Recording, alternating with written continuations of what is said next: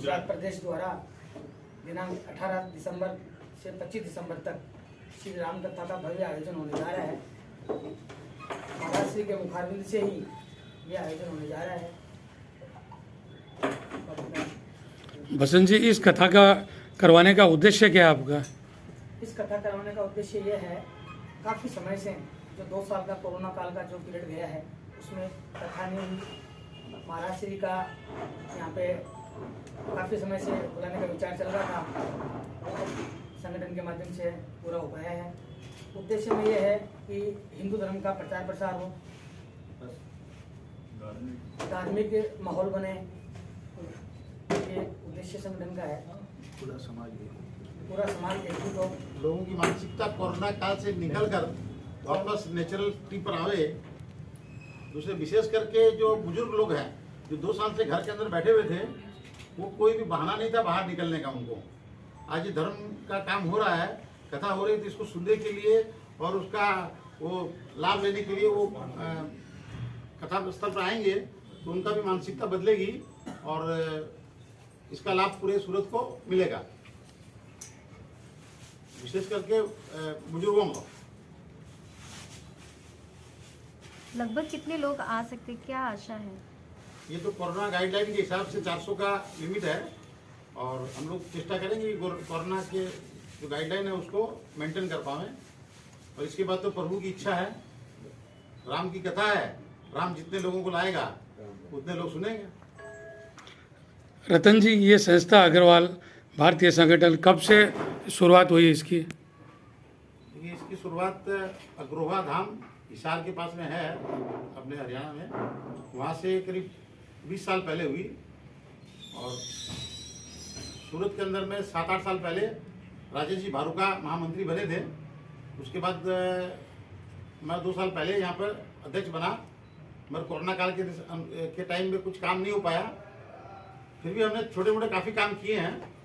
Corona काल में हमने काफ़ी मास्क बांटे, सैनिटाइजर बांटे और भी पेड़ लगवाए।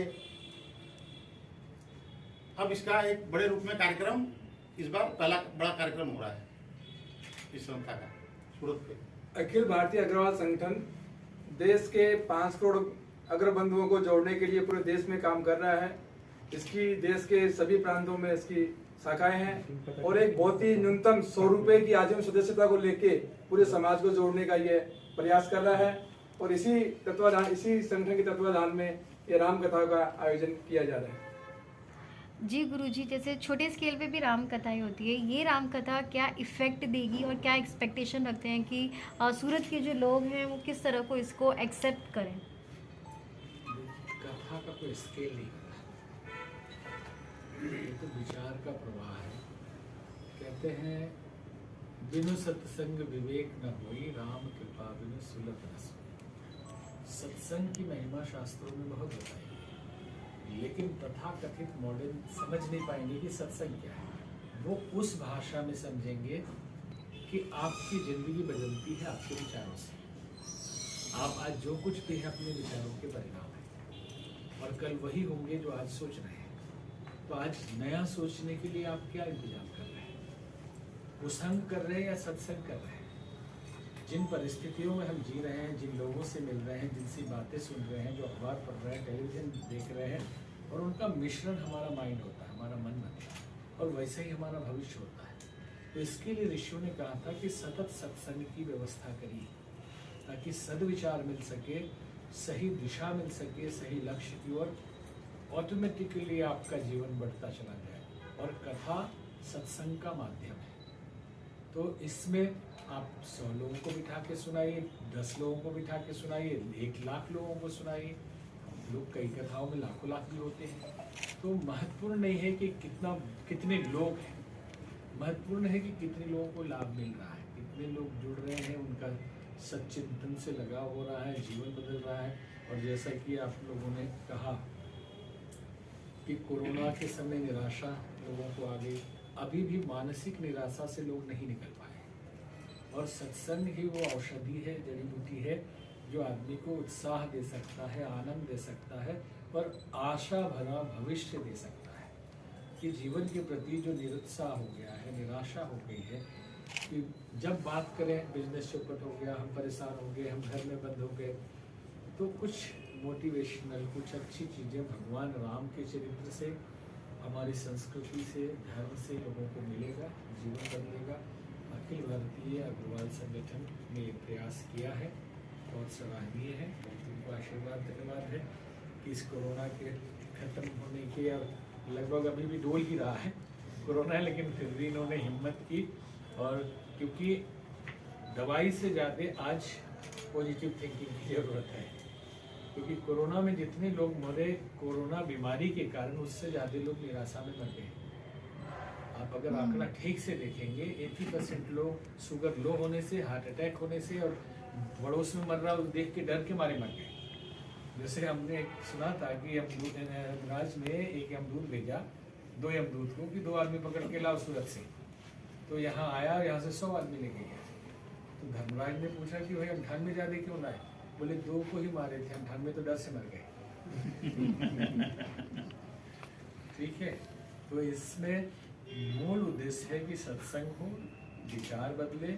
और जहाँ तक सवाल है हिंदू धर्म के जागरण का भी ये शंखनाद है, उसके लिए भी प्रयास है। आज बहसबाजी टीवी चैनल पे होता है कि हिंदू सम्मेलनों की क्या जरूरत है, मुस्लिम लोग ये बहस कर रहे हैं।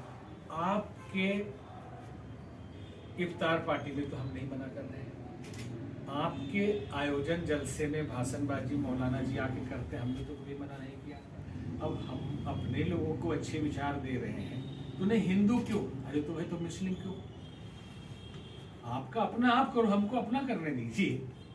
और आज इस समन्वयवादी मानसिकता के नाम पे लोग समझते हैं ना कि हम बड़े समन्वयवादी हो गए हैं, समन्वयवादी मानसिकता के नाम पे हम धर्म से ही अलग होते चले जा रहे हैं, अपने ही धर्म को नहीं समझ पाते। किसी से पूछिए कि हिंदू धर्म कितना पुराना है, तो कोई कहता 5000 साल पुराना होगा, कोई बोल रहा है कि नासा ने तो रिसर्च किया है कि राम सेतु 11 लाख साल पुराना है, तो 11 लाख ही होगा। तो फिर आपका धर्म क्या है? तो बोले सनातन। तो सनातन का अर्थ जानते हैं? बोले हाँ, हिंदू धर्म। सनातन का मतलब है एवरलास्टिंग, इमॉर्टल, जो ना पैदा हुआ ना मरेगा। जब से सृष्टि बनी तब से, तो फिर 5000 और 11 लाख का मतलब क्या है? जब से सृष्टि तब से सनातन जो रूल है, जो लॉ ऑफ नेचर है, उसी को आज हम हिंदू कहते हैं। और हर प्राणी के लिए, न केवल हिंदू मुस्लिम सिख ईसाई की, हर प्राणी के जीवन को अच्छा बनाने के लिए जो सिद्धांत बनाए गए, उसी को तो हिंदू और सनातन कहते हैं। अगर इसका जागरण हम कर रहे हैं तो गलत क्या है? प्राणी मात्र के भलाई के लिए, वसुधैव कुटुंबकम के लिए।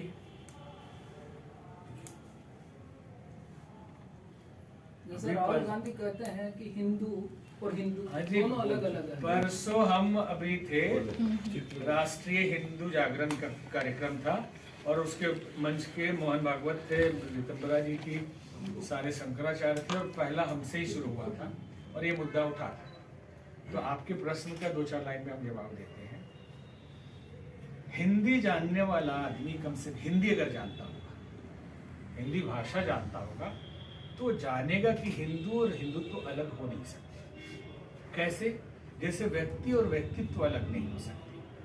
किसी व्यक्ति का पैमाना उसके व्यक्तित्व से लगाया जाता है कि अच्छा आदमी है, बुरा आदमी है, सच्चा है, झूठा है, उसका व्यक्तित्व है। तो पहले व्यक्ति है, उसका शरीर, और उसके भीतर का जो भाव है, विचार है, स्वरूप है, वो उसका व्यक्तित्व है।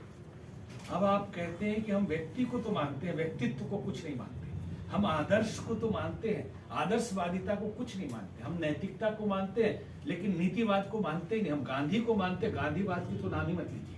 हम हिंदू को तो मानते हैं, हिंदूवादी को नहीं मानते। फर्क समझिएगा। इसका मतलब इस आदमी को हिंदी की समझ नहीं है। हम सती को मानते हैं, सतीत्व को नहीं मानते। बिना सतीत्व के सती कैसे होगी? हम शिव को मानते हैं, शिवत्व को नहीं मानते। तो बिना शिवत्व के शिव कहां से बचेंगे? हम प्रभु को मानते हैं, प्रभुत्व से लेना देना नहीं हमारा। तो बिना प्रभाव, बिना वर्चस्व, बिना शक्ति के कोई प्रभु कैसे हो सकता है? ठीक वैसे ही बिना हिंदुत्व का कोई हिंदू कैसे हो सकता है? हमने वहां बताया भी कि हिंदू हमारी आत्मा है। ठीक है, हिंदुत्व हमारी आत्मा है। शरीर जो है वो हिंदू है, जो ढांचा है वो हिंदू है, स्वरूप जो है वो हिंदू है, लेकिन स्वभाव हमारा हिंदुत्व है। चरित्र हमारा हिंदुत्व है। तो किसी के आप स्वरूप से स्वभाव को अलग कैसे करें? नहीं हम इसको मानते, इसको नहीं मानते, नहीं हो सकता। इतनी बड़ी नादानी, और उस पर भी बहसबाजी चल रही है। ये हिंदी के जानकार लोग हिंदुस्तान में, एक आदमी ने टीवी डिबेट में, हम रहते हैं नेशनल चैनल में, वो बहस कर रहा है कि नहीं प्रभु अलग प्रभुत्व अलग होता है। हमने कहा हिंदी इतनी भी आपको नहीं पता है, और आप बड़े वक्ता हैं, प्रवक्ता है राष्ट्रीय किसी पार्टी के, किसको बिठा दिया लोगों ने लाके? वो बोल रहा प्रभु अलग होता है, प्रभुत्व अलग होता है। तो बिना प्रभुत्व के प्रभु कैसे हो जाएंगे? बिना माल के मालिक कैसे होगा? और मालिक का मतलब जिसके पास है कुछ।